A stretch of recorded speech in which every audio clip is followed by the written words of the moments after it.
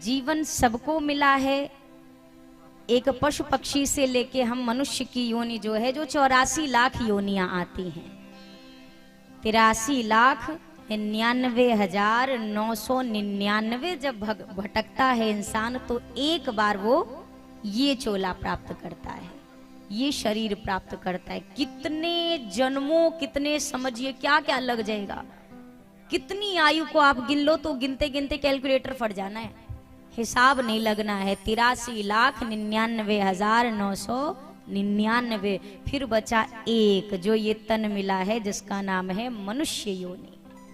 और इस शरीर को पाकर के भी जो इन तक नहीं पहुंच सका, फिर वो जीवन में कभी और किसी योनि में ये मिलने वाले नहीं है। मान लीजिए हमें किसी पशु का शरीर भगवान ने दे दिया, मान लीजिए कुत्ते का शरीर मुझे मिला, मैं बहुत बड़ी भक्त हूँ भगवान की, मेरे हृदय में बहुत भाव है।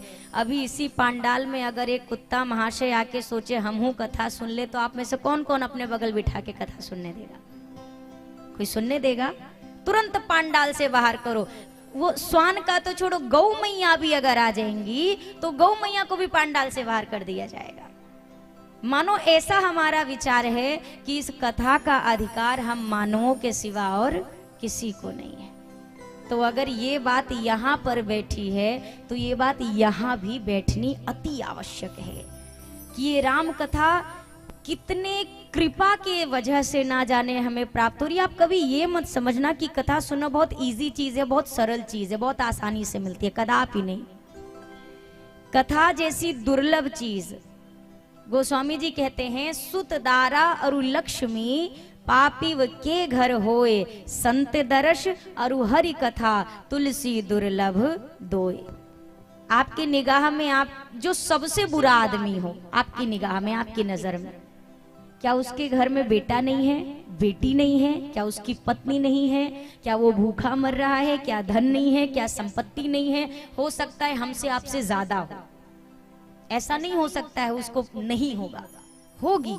ये सारी चीजें उसके पास उपलब्ध होंगी। गोस्वामी जी ने लिखा ये सब हो सकती हैं, ये धन हो सकता है, पर वो परम धन जो हम और आप यहाँ बैठकर ले रहे हैं, वो परम धन उसे मिलने वाला।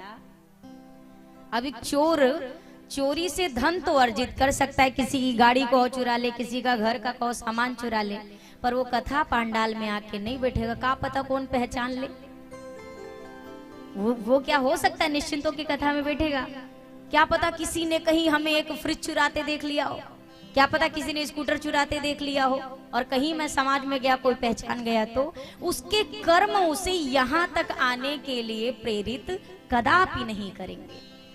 गोस्वामी जी ने बार बार इसीलिए कहा, आवत एही सरे अति कठिनाई, राम कृपा बिन आई न जाई। इस सर कहें तो कल मैंने आपसे या परसों में चर्चा की कि राम कथा के भी घाट हैं, इसमें सप्त सोपान हैं।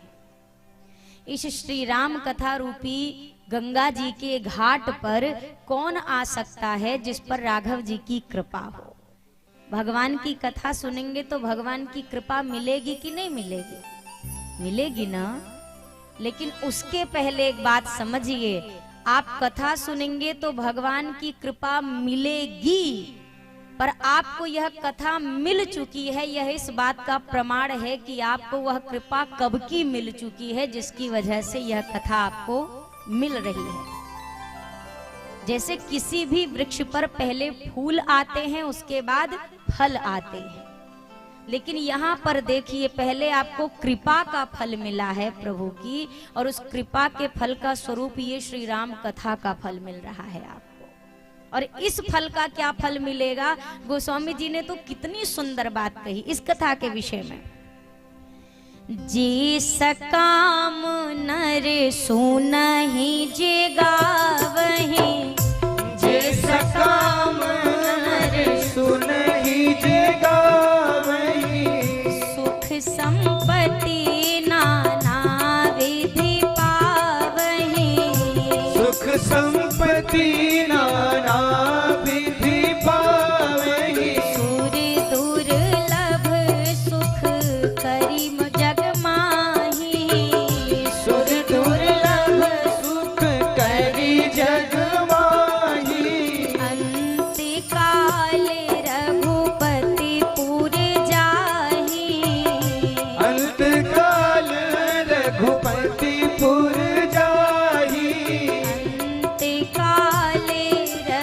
संपत्तिपुर जाहि। इस कथा को आप जितने भी यहाँ बैठे हैं दो भावना से सुन रहे होंगे। या तो निष्काम भावना, मतलब कोई ऐसी आपकी चाहत नहीं है कि भगवान हम ये कथा सुनेंगे तो आप मुझे इसके बदले ये फल प्रदान करो, ये है निष्काम भावना, कि आपका भाव है कथा के प्रति, आप आए बैठे सुन रहे हैं पर इसके बदले कुछ चाहते नहीं है, ये निष्काम है। सकाम क्या है? प्रभु मैं नियमित रूप से 9 दिवसीय श्री राम कथा आपकी सुनूंगा, पर कृपा करके मेरा ये जो एक कार्य है सरकार, मेरा ये संकल्प है, इसको आप पूर्ण कर दो। ये हो गया सकाम रूप से कथा सुनना। गोस्वामी जी ने लिखा, जे सकाम नर सुनहि जे गावहि। केवल आपका प्रॉफिट नहीं है, हमारा भी है। गोस्वामी जी ने हमारा भी हिस्सा लिखा है। जो सुनेगा, जो गाएगा, वो निष्काम भाव से हो। हम भी यहाँ बैठते हैं ना भैया, तो हम भी कामना लेकर बैठते हैं। क्या कामना? सरकार अच्छा भला बिठा के रखना, 3 घंटे संभाल लेना, 3 घंटे बाद जो हो। इतने समय तक सरकार आप संभाल के रखना, ये सकाम भावना। गोस्वामी जी ने कहा आप इच्छा लेकर सुनो, आप बिना किसी चाह के सुनो। ये कथा क्या करेगी? जे सकाम नर सुनहि जे गावहि सुख संपत्ति, थोड़ी नहीं नाना विधि पावहि। सुख भी मिलेगा, संपत्ति भी मिलेगी। जो आरती के समय कहते ना, सुख संपत्ति घर आवे, कष्ट मिटे तन का, ओम जय जगदीश हरे। वही वाली ये आपको कथा सुनने मात्र से मिलेगी। इतना ही नहीं मिलेगा, गोस्वामी जी ने इसके आगे का फायदा लिखा है, ये उससे बड़ा वाला प्रॉफिट है आपका। सुर दुर्लभ सुख करी जग माही। जब तक हम इस शरीर से जीवित हैं इन संसार में, तब तक हमें कौन सा सुख मिलेगा? अंदाजा लगाइए, कौन सा मिलेगा? जो सुख देवताओं के लिए भी दुर्लभ है वो सुख आपको मिलेगा। जो सुख देवता भी नहीं प्राप्त कर सकते। देवता यहाँ आकर के कथा नहीं सुन सकते। देवता वहां स्वर्ग लोक में सब प्राप्त कर सकते, पर वहां बैठ के वो कथा करा नहीं सकते हैं। उनको अगर कथा सुननी है तो वही हमारे आपके जैसे बीच में आकर बैठना होगा। जब परीक्षित जी ने कथा सुनना शुरू किया, कथा प्रारंभ भी नहीं हुई थी, देवता अमृत कलश लेकर पहुंच गए।